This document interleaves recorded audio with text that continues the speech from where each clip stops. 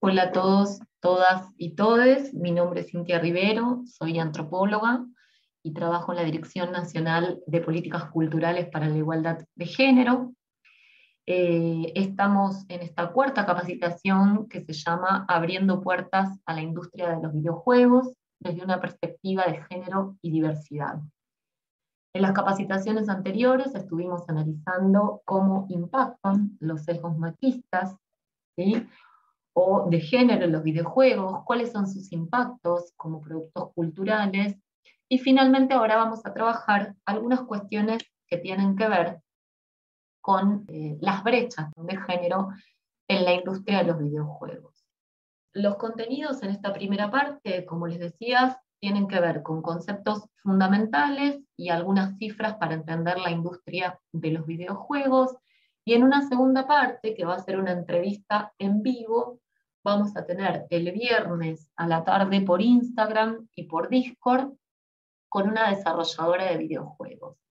Pero ¿cuáles son los conceptos centrales que nos interesa plantar de alguna manera para entender la industria de los videojuegos también como un espacio de trabajo, ¿sí? Y tiene que ver con la división sexual del trabajo. La división sexual del trabajo, como vemos acá, es la asignación de tareas y responsabilidades para hombres y mujeres en la casa, el trabajo y la sociedad, de acuerdo con pautas que se consideran aceptables y que van cambiando a lo largo del tiempo. Es decir, la división sexual del trabajo asigna a varones y a mujeres determinadas actividades, determinados roles, determinadas expectativas en función de su sexo. Hay tres vectores fundamentales que forman parte de esta división sexual del trabajo. Uno tiene que ver con la socialización genérica, que parte lo vimos en la capacitación 1, que es cómo nos educaron y cómo nos enseñaron a ser varones y mujeres, porque nadie nace varones y mujeres. Sabemos que hoy en día la genitalidad no determina el sexo asignado al nacer, no determina el género. Sin embargo, se van modelando esos cuerpos y esas identidades en función justamente de la construcción de ciertos roles. Roles que para las mujeres tienen que ver con el espacio doméstico, con el trabajo de cuidado, con el trabajo hacia adentro de la casa, y con los varones en general, con el trabajo que tiene que ver en los espacios públicos, ¿sí?, y con tareas llamadas productivas, ¿sí? Esto genera, por supuesto, ciertos estereotipos de género que claramente nos limitan en cuanto a las actividades que podemos desarrollar, ¿sí?, tanto mujeres como LGTBI+.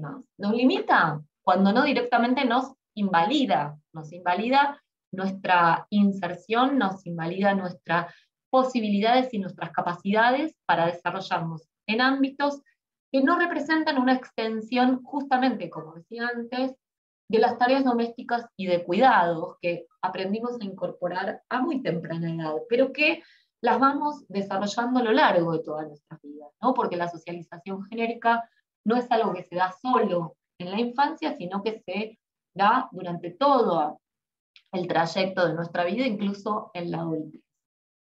Los tiempos han cambiado, encontramos hoy algunas mujeres en espacios masculinizados, podríamos decir, en espacios tradicionalmente considerados de hombres, y algunas pocas personas LGTBI, pero en el sector tecnológico y en especial, perdón, en la industria de los videojuegos, que es lo que nos interesa analizar y que hay mucho trabajo desarrollado, esta presencia no pareciera ser equitativa.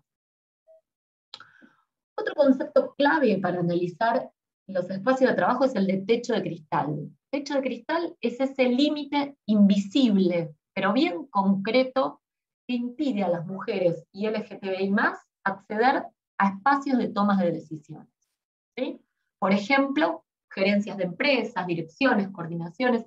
Son estas barreras socioculturales que nos impiden ocupar espacios de poder a pesar de estar igualmente preparadas que los varones. Es decir, no es un problema de capital intelectual, no es un problema de capacidad, no es un problema de formación, sino que es un problema de cómo esa estructura patriarcal nos limita también en los espacios de trabajo y nos pone un techo, hasta dónde podemos llegar y hasta dónde no. En este sentido también alude el de piso pegajoso. ¿Qué son pisos pegajosos? Son las desventajas, porque no todos partimos del mismo lugar, ¿sí? Nosotros hablamos de género, pero también tenemos que hablar de clase, cuando pensamos cuáles son las distintas desigualdades que nos atraviesan como personas. ¿Desde qué lugar parten las mujeres y diversidades para ingresar al mercado laboral y para poder ascender a sus carreras? Si la distribución del trabajo de cuidado, como venimos diciendo, es tan desigual que recae generalmente sobre nosotras. No disponemos de la misma cantidad de tiempo, ¿sí?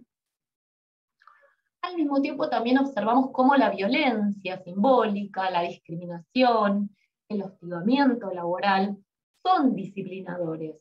Son disciplinadores que funcionan también para impedir este acceso y esta permanencia en la industria, ¿sí? Y que además nos indican qué podemos hacer y qué no podemos hacer, qué tenemos prohibidos por ser mujeres y diversidades.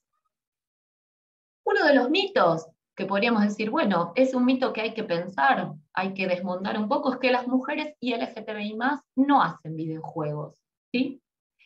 Sin embargo, vemos por un informe realizado por la Fundad que desarrolladores a nivel nacional en el 2016, el 90,9% eran hombres y el 9,1% son mujeres. O sea, la cantidad de mujeres y varones que participan en la industria como desarrolladores es completamente desigual. Estamos completamente subrepresentadas.